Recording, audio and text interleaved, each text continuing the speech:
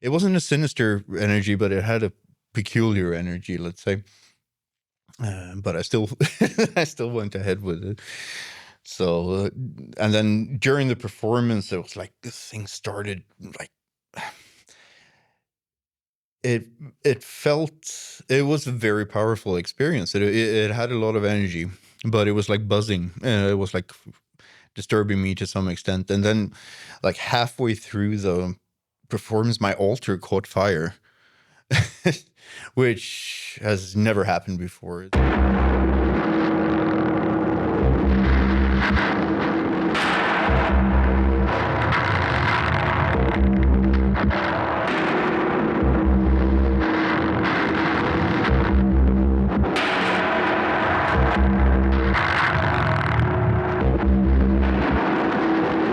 This is White Centipede Noise Podcast, where we give language to noise. I'm Oscar Brummel, and today my guest is Thomas Martin Ekelund of the ritualistic death industrial project TREPANERINGSRITUALEN, whose work is deeply rooted in personal spiritual exploration and occult practice. Thomas is also a graphic designer who has worked with many underground artists and labels, and he runs the label Beläten, which just released a new CD by Catalan ritual folk band KAVERNA. This is part 1 of the episode with Thomas. To watch or listen to the full episode, go to patreon.com/whitecentipedenoise. By supporting White Centipede Noise Podcast on Patreon, not only do you get access to full episodes, you can also access bonus WCN TV content, our Discord server, digital and physical giveaways, and much more. This episode is sponsored by Rural Isolation Project. There are new releases out now by Green Tea, Tim Olive, Birkland Florentino Paternostro Sarkar, and Elena M. Rosa Lavita. Visit ruralisolationproject.com to order or look at a distro near you. Thomas. Hi. Hi. Welcome to White Centipede Noise Podcast. Thank you very much. Thank you for coming to WCN Studios. My pleasure. Your project, TREPANERINGSRITUALEN, is that the correct pronunciation? Almost. You're quite good. Trepaneringsritualen. What does that mean? Literally, it means the trepanning ritual. Okay. And of course, trepanning is a word for opening up the skull physically for regular operations or for spiritual reasons.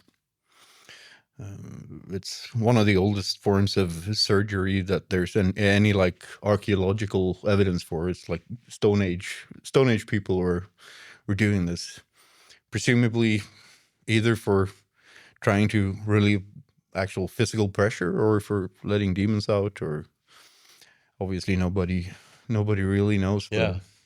There is evidence going back tens of thousands of years and actual evidence of it being successful, like the bone actually healing afterwards. So Successful in the person not dying, or successful in actually healing an ailment? Successful in the sense that the person continued living because the skull actually healed to some extent. Well, Which I find very fascinating. yeah. It's also a bit like what Jeffrey Dahmer was doing Yeah, that's true. to his victims. I was actually doing that. Yeah. Yeah. So that is not a parameter in the naming of the band. Sure. The first release that I'm aware of, and the first release that I had, it was the tape on Harshhead Rituals. Yeah. And it had an image of this Yeah, it did. procedure, didn't it, on the cover? Yeah. Some sort of medieval woodcut. Yeah. Not entirely sure of the source. I think it was Dan who found it. I was actually not involved in making that cover. Tell me about the formation of that release, and because you've done a lot of musical projects before that. Yeah. When was this? 2008. I've been releasing stuff for at least 10 years at that point. I've been making music for, I don't know, 20 years at that point, but Yeah. no, not quite, but 15 at least. Dead Letters Spell Out Dead Words was one of your projects, right? Yeah. That was the first one that had any continuity and that actually went anywhere besides a few self-released limited CDRs and shit. I wasn't aware of that project at the time, but when I look back now and kind of did look back through your catalog, you were working with a lot of labels and individuals. It seems like even in those days that you continued on to work with, at least for some period of the transition. I mean, like Yeah, there's like Release the Bats and things like that. I mean, exactly. or Ideal. You know, I mean, a lot of known figures and labels in this Exactly. kind of noise world. I suppose that's only natural that your friends are going to get to hear these things first, and then if some of them have labels, and then if they like it, then it's a natural continuation. Yeah. So tell me about making that release and how it ended up on Harshhead Rituals and so forth and so on. Just the beginning. Oh, I guess I think I sent it to Dan just because I thought he would like it. Mm-hmm. It was not like aiming for a release or anything. It was just, hey, I made this now. Listen to it, and he liked it, and he did a tape. I remember we were actually heading out on tour together as well. With as you mentioned, Dead Layers. I was doing a tour with Zero Election and fuck, what are they called? Leaves. Which is the people who were in Ättestupa with Dan later, a few years later. So it was just a natural thing, just like in the tribe, just spreading it. And the impetus for making it, it's a bit unclear. It was, I remember it was very quick, and it was very not planned in any way. It was just like an impulse. You need to do this now, and then I did it, and there it was. Did you have any sort of premonition or imagination of what the project would become when you released that tape or when you recorded that material? No, I mean, obviously not. It was just another expression. Yeah, a need to do something different, which is something I've always had. I mean, that's been continuous. It's just that this particular one kept happening, and people enjoyed it as well, which led to opportunities to pursue it further. And now I've done it for, what is it? 17 years? Oh. Yeah, I think so. 2008. That's 17, right? Right. Yeah. Never done anything for that long in my entire life, actually. Did that tape come out in 2008? Yeah. Makes me feel old also. It's like, okay, that's 17 years. Jesus Christ. I remember ordering that from Dan. I remember being like, oh yeah. Yeah. Cool. So the product has changed or evolved a lot over the years. Yeah. Can you talk about a little bit how that has progressed? And maybe do you see different phases of the project throughout the discography, or just the overall? No, the band. I never thought about it as phases. No, I mean there is a progression, of course, in many senses. The idea is the same. It's just aesthetically it's an aesthetic progression, but I don't think it's an ideological or conceptual progression. It's pretty much the same thing. It's just that it sounds different, I guess. Yeah. Sometimes it actually sounds exactly the same. Right. Still. Sometimes, the sound has evolved quite a bit into something quite structured and But you've also had recent releases that have kind of harkened back to that. Yeah. More. I mean, raw. we still do, like, I don't know what to call it, but more freeform, floating, ambient, noisy ambient or ambient, but just not songs. Yeah. In that sense. And that's obviously been sort of the focus for the past few years. Yeah. That's what's been interesting to us. And you have other members? Yeah, we're two full-time members. Was that in the beginning? Were you? No. Yeah. I until I forget when Peter officially joined. I would guess maybe 17 or something like that.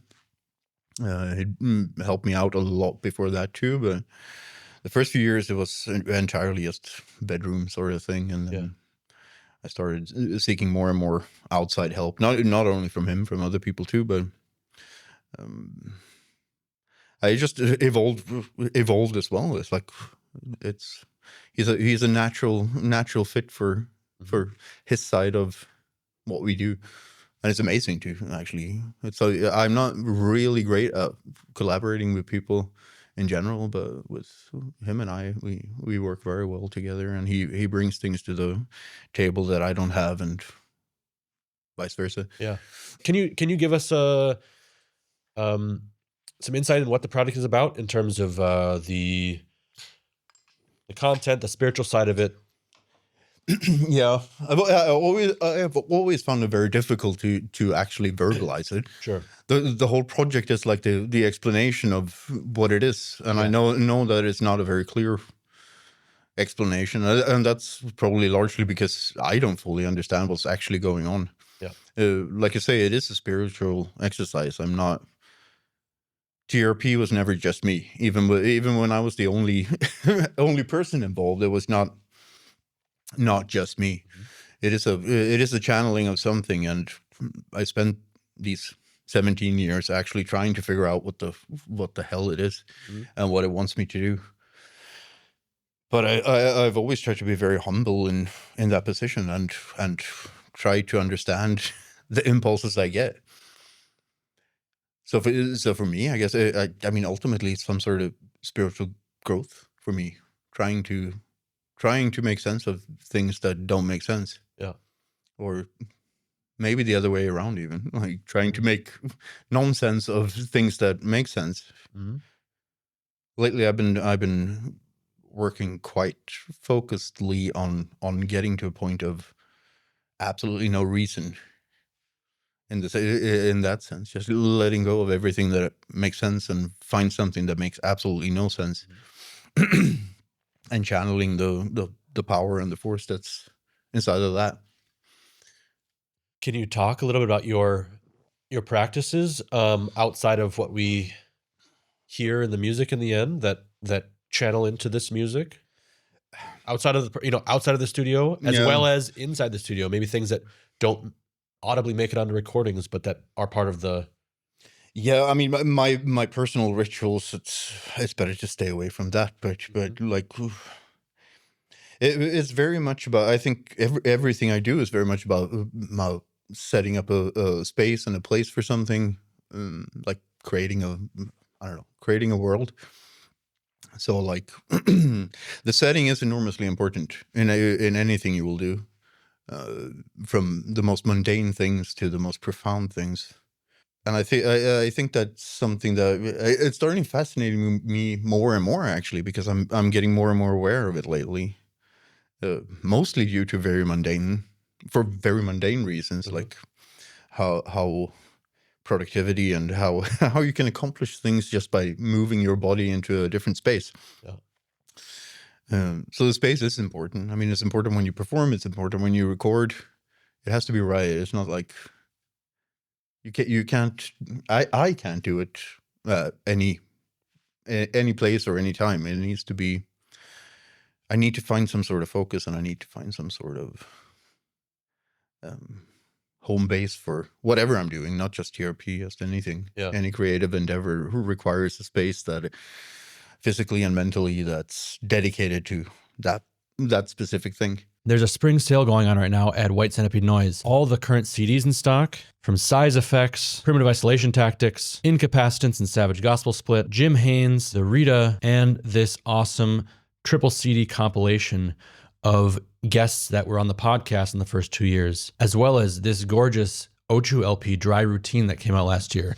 I'm down to the last handful of copies on most of these items. I'm also marking down hoodies and long sleeves. There's no need for a code. They're just marked down on the website.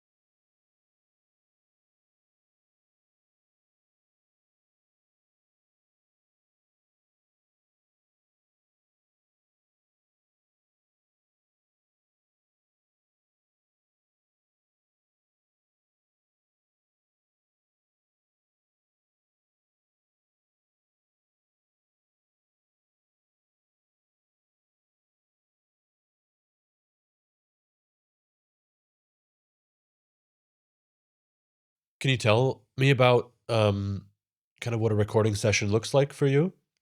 It varies a lot. I do a lot of field recordings. I try to record things and move myself into spaces that is not just at home in the studio room, but go into the forest to record or go to a specific place for whatever reason, like a place that has an energy of its own, and recording in those spots. And at home, it's the same as everything. It's I set it up the way I like it. I burn some incense, light some candles, try to relax, and that's not very. I mean, that's not very interesting, but Sure. but yeah, that's the way it is. But I do feel it helps. I mean, it helps to be. Yeah, it is that space thing, and the space dictates what actually happens, I think. What about instrumentation? I do know that there are a lot of interesting and significant acoustic. Yeah, we use a Instruments that you lot of physical sound sources. Obviously, the voice is very important. Don't think there's ever been a GRP release without actual voice on it. It's not necessarily vocals, but there's always an actual utterance of breath somehow. So that's an important aspect. Other than that, I don't think it's not that important. The sound sources are not that important. Or rather, they no. Let me rephrase that. They are important, but we're not stuck in any sort of. We don't have restrictions on what a sound source can be, and it is what it is. Yeah. And we can choose it for purely sonic reasons, and we can choose this for emotional reasons, or intellectual reasons, or conceptual, or ritual, or everything you use is going to have some sort of soul of its own, or spirit, or energy. So if it's an iPad or a Kanglin, it's not important in itself. It might be in the context, but it's like, why would I never got that, like, Taliban analog or Taliban digital. Uh-huh. I was like, I mean, it's fine if that's what you want to do, that's fine. But Yeah. I just don't get it. It's just a sound. Yeah. Are there certain instruments though that you use that have some sort of significance beyond their sonic capabilities, or like I said, the other question earlier was like, are there things that happen in the recordings, things that you use that maybe don't translate directly to a specific sound, but they're important part of the process? Yeah. I've been in the past few years. I've been more and more intrigued with just like the suggestion of like field recordings from specific places that doesn't necessarily contain any specific sounds, but it's just the fact that I was there, I was consciously recording this moment. You may not even hear it in the mix, but it is important for the concept of that particular piece. And I think that I find that it works even for, like, of course it's going to do something for me because I know it's there. I know the intent of it being there, but I found that even when you play it to people who don't know, they very often pick up on it. Right. It translates. Yeah. Because you are recording a moment in time, and every moment in time has an energy, and the energy is translated into the piece. Yeah. Do you listen back to your works for like non-critical purposes, like to experience them as works of art, or in any sort of like meditative or contemplative way? I think there are probably things like that. It's not like you do it very often, but there are things that I keep coming back to that I actually enjoy listening to. Yeah. And that I am able to disconnect from, because I mean, when you listen to your own stuff, you need to disconnect. Right. Otherwise, it's just going to be, and that's difficult usually. Yeah. Especially when it comes to the, like, more song structured things, because then there's a lot going on, and the way you approach that is different to the way you would approach an ambient piece. An ambient piece is easier to disconnect from. Yeah. I would think that when you're creating music that has a lot of meaning in the kind of the ritual that goes into it, sound sources and things like that, there's kind of a crossover point. Or maybe there isn't as much as I would think there is, but like, you start at the core sound sources, ideas, composition, performance, whatever. And then at some point, as you go along the way, you get more into the fine tuning and the technical, depending on how you work or who you work with. But I mean, there becomes a point where you're kind of working on something and you're kind of just EQing stuff, and just kind of like, okay, this, scoot this over a little bit. Yeah. And I find that sometimes you can still be connected with the original experience, and maybe even that's what really unlocks it for the listener. But do you have any sort of like thoughts about the transition between the origin of the recording and the final product? I haven't thought about it in specifics, but I mean, I thought about the like generally that it's like it's a spiritual practice in one sense, but then it's also, I mean, it's a band. It's we're making records, so you always get to a point where it's a project or a product even. Yeah. But I never really thought about it. I mean, it's too. We chose to make records. Yeah. So that's then it's a synergized process for you. Yeah, it's just a part of it. I mean, it's something you need to do to get it to I don't know. I don't know what you need to get it to. I mean, you need to do the mastering and shit at least. So there's always going to be a technical side to it at some point. And it's not one that's, I mean, it's nothing I'm really interested in. Sure. That's sort of Peter's thing. Okay. Also, he does a lot of the fine tuning and the mastering and or pre-mastering and mixing and stuff that I am absolutely dreadful at. And also don't enjoy in any way. Well, that's cool. I mean, I think that's an interesting aspect of, and I've thought about that often. Obviously, you guys aren't like a noise band.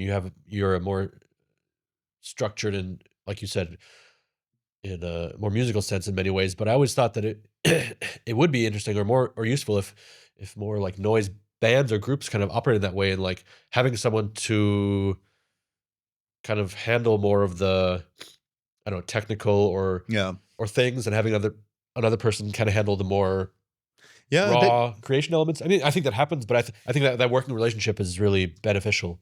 It doesn't seem to happen as much anymore. I mean, I mean, when you look at all the really old classics, like, I mean, Whitehouse went to studios. Right. No one does that anymore. Right. And I mean, maybe it's not entirely obvious when you listen to Birth, Death, Experience that it was actually recorded in a somewhat professional studio at least. But you should never be afraid to leave like tasks you don't enjoy or don't feel that you're particularly good at to someone else. Right. I mean, obviously you need to find the right person, but there's no shame in getting help from people around you to achieve the best result you can achieve. Totally. And I think there's also misconception with today's, ease of access and affordability of studio equipment that then it's the same.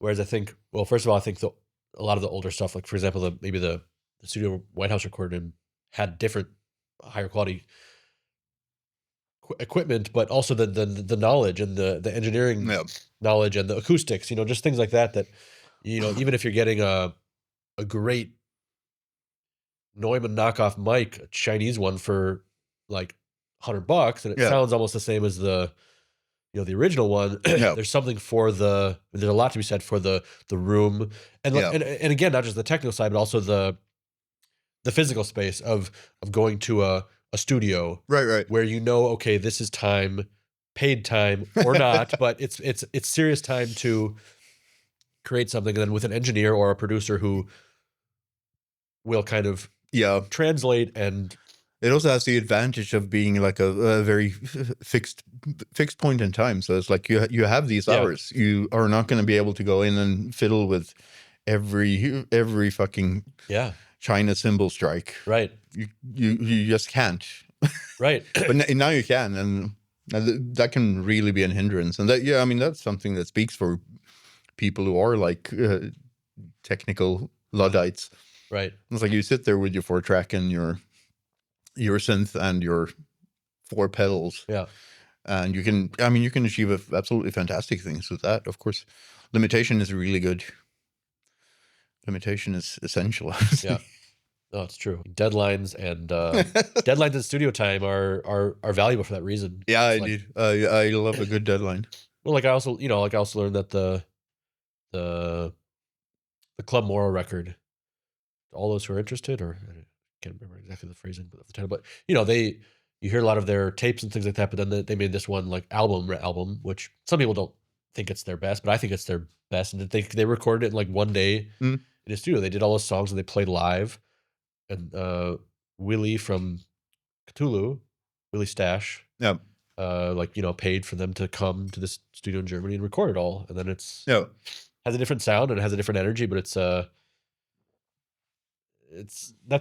think a special album treatment that I like a lot. I appreciate that a lot. And I would really like to, because I've never been, I mean, I've been in proper studios, but I never recorded an entire album in a studio. Yeah. I never, since it was usually just me, then that's not going to work really. Yeah.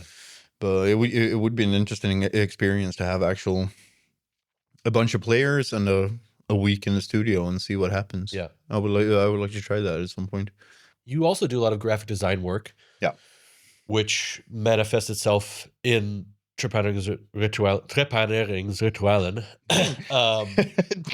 We can say TRP. TRP. Sure.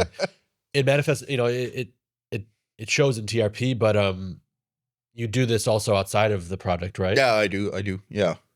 In TRP, I don't. I mean, okay, technically it's graphic design because there's a printed product at the end, but it is just a part of it. Yeah, it's just a part of the process, and it's exceedingly rare that someone else is allowed to do anything. Yeah, there are some people I trust that I know that they can do what I need them to do, but I don't like giving up that part of it. I did in the beginning. I did occasionally, but for the past 15 years, I've been adamant that I need to be involved. Yeah, sure. It's important. It's not something on top. It's part of the creative process. Yeah.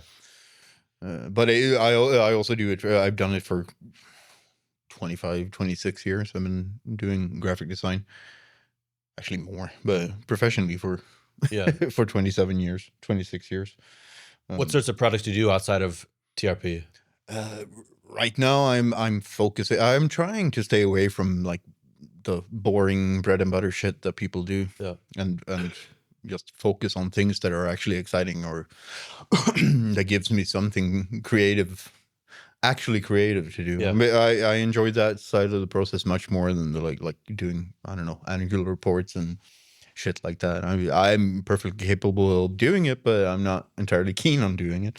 Yeah. So I've been focusing on record covers and merch and posters and the stuff where I feel that I can express myself a bit. Yeah. Because I need to express myself. Yeah. Are there any bands or projects that you can mention that? What did I do lately? It's been a bit of a lull lately, I think. So I'm working on CD cover for Cloister right now, a little bit. Before that, I did also Cloister some T-shirts and posters and shit, and I've been doing. What else? I try to work with people I know, so it's mostly friends. Is there any similarity between the creativity that goes into graphic design and music for you? That is a good question. I would say yes, actually. I mean, it is about capturing an energy and channeling it. So yeah, it is similar, at least. Obviously, when it's like someone else's project and some like maybe music that I don't even like, which happens, it's different. But it is the same. I mean, it is an alchemical process as well. Yeah, you just try to manifest what you're actually hearing. and trying to decipher what your client is telling you and what the music is telling you, and finding a way to manifest it in some way. So yeah, it is similar. I think all my creativity is essentially the same thing, but taking different forms. This seems to me also to be an area, just back to what we talked about, the technical side, where the technical side really does meld with the, I mean, I don't know how you work if you're really just doing it, if you're hand painting things, but I mean, at some point you must have to go into, you know, the software and get technical and get precise, and but still, you know, it's a mix there as well. There's almost always something physical involved in it. Yeah. Sometimes it's like the whole basis of it, and sometimes it's just. But I do need to, I need to touch things to to be able to feel them, and so I mean the computer is involved. It's involved in anything you do these days, but again, that I mean, like we were saying about the instruments and shit, it's not that important. It's the end result is important, and the intent and the energies are important, but the tools are not. Scream and Writhe presents a series of off-season initial shock shows in Montreal, April 25th at Petite Hours. Nyan, Shadow Pattern, Zach Rodin, Skin, Foul. Keep an eye out for another initial shock presentation at the Suoni per il Popolo Fest in June, followed by the third edition of the Initial Shock Noise Fest, the weekend of July 5th and 6th. Full fest details to be announced in the spring. Sign up for the mailing list at screamandwrithe.com or follow at screamandwrithe or at Initial Shock MTL on Instagram to stay in the loop. Tell me about linking up with Sutek Hexen and Kevin, how you guys kind of formed a working relationship, and how the tour went and things like that. I mean, that's actually also tied to the graphic design. I've known Kevin for longer than Sutek Hexen's been around. I know, and TRP is 1 year younger than Sutek, I think. Okay. So I've known him for 20 years, I think. Yeah. Through the online graphic design community, or whatever you want to call it. But yeah, we connected over visual rather than sonic things. I think we both knew that we had sonic interests in common as well, but it was the visual things that led us to actually meet. He's a great guy. He's a constant source of inspiration. Every time I talk to him, there's something that triggers something. And we toured before in 2015, I think, on the East Coast in the US. You've met each other before. Yeah, and I had met him before that even. We played together in California a few years earlier, and so we met several times before that. But this was actually, I think it was almost 10 years since we saw each other for this tour. So personally, it was a good start to see him and get to see Sutek live again. Yeah, and the tour was a good tour. It was nice to hang around with Sutek, and shows were good and turnouts were good. Yeah, it was a treat. We talked a lot about your studio process, but your live performances are also, you know, a big and very special, I think, thing about what you do. Yeah. Can you talk about that and how that manifests versus the studio process? How you prepare for a live performance and what the goals are? The goal is to just ravage people's senses in as many ways as possible. Not like in an aggressive or negative way, but just like attack every sense possible to assist people to break down their own mental barriers, and try to get them to experience the same things we experience. I don't know how successful we are, and I mean, if we aren't, people can approach it any way they like. If they just want to approach it as a good rocking concert, that's fine with me. Sure.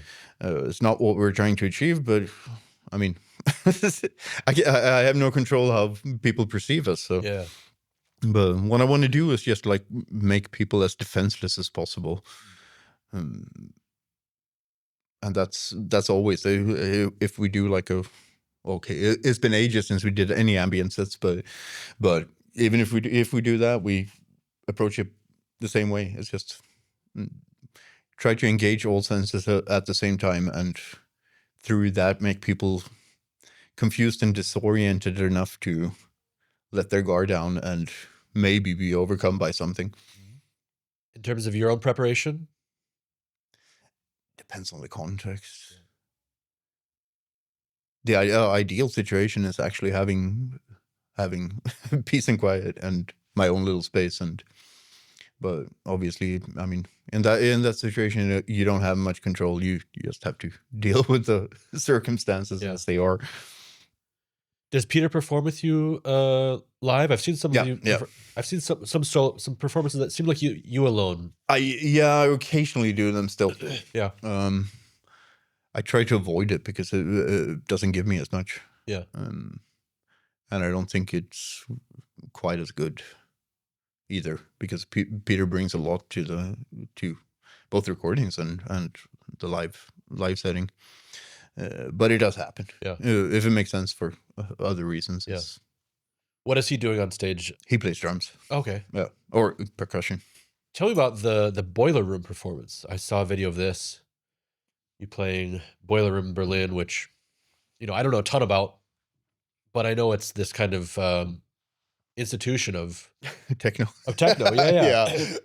And they do. I mean, they do a lot of cool, interesting things at it, but it is like this kind of like techno party thing, and it has some sort of it has a certain prestige, I would say, and a certain respect of quality. Yeah, but also it's usually in a certain direction. And you did a performance on there that was very different. They had a period there. They also did FERPA, right? Like maybe a year before I did it. I don't really know how it came about. I know it was at the 12-year anniversary of Aufnahme Wiedergabe. But I don't think it was just Phil. I think Boiler Room actually specifically requested me, and I don't know why. I guess they liked me, or they found that it would be visually interesting, or I honestly have no idea. What were the reactions, and is there anything you learned from that kind of less conventional setup? No, I didn't approach it in any way different from anything else I'd done. Yeah. Did you come away from it with any sort of like it was reflection? It turned out to be a very good performance. I don't know if it was because it was Boiler Room, or I was dealing with some. I had this weird facial paralysis going on because of some stupid spiritual mistakes, let's say. So I was I was in pretty bad shape, but I think that probably helped, actually. Do you think performing that type of music to a different type of audience like that, do you think the audience learned something, or do they come away from that with anything different? I don't know. It was a very strange mix of people. It was like the usual Boiler Room people, and also people who normally would go to a TRP ritual. It had a very strong energy. It was like people were. I think it might have fucked with a lot of minds, because I think I mean, Boiler Room is always the case that people go to Boiler Room because it's Boiler Room, right?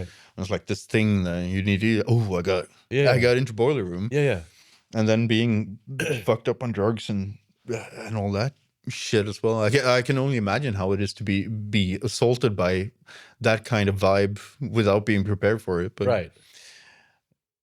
I found the audience receptive. Yeah. People were engaging and people were enjoying it and connecting with it. Yeah. Not everyone, I don't think, but sure. Enough people to give me a good energy. Cool. Can you tell me anything more about the spiritual practices that gave you face paralysis issues? Well, yeah, sure. This is the end of part 1 with Thomas Martin Ekelund. In the full version, we go on to discuss dangerous spiritual situations, relationship to the audience, reissues, his label Beläten, working for Electron, early life experiences with religion, Brighter Death Now, top 5 experimental records, favorite contemporary artists, and much more. Go to patreon.com/whitecentipedenoise to continue to the full episode.